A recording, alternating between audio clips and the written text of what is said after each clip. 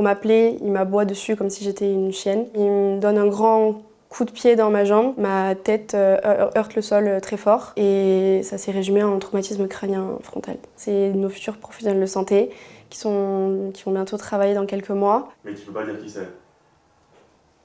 Non.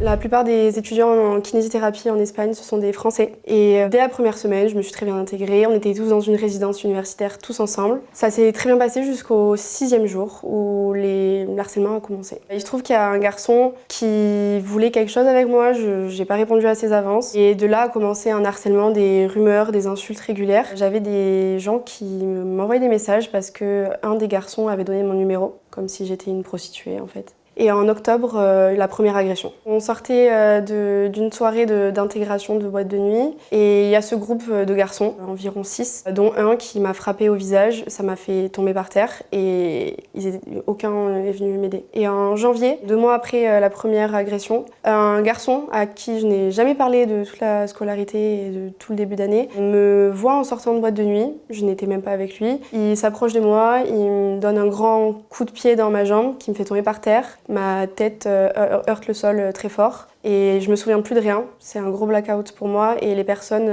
autour de moi étaient en train de me filmer. C'est au bout de 2-3 minutes que je suis revenue un petit peu dans mon esprit et ça s'est résumé en traumatisme crânien frontal.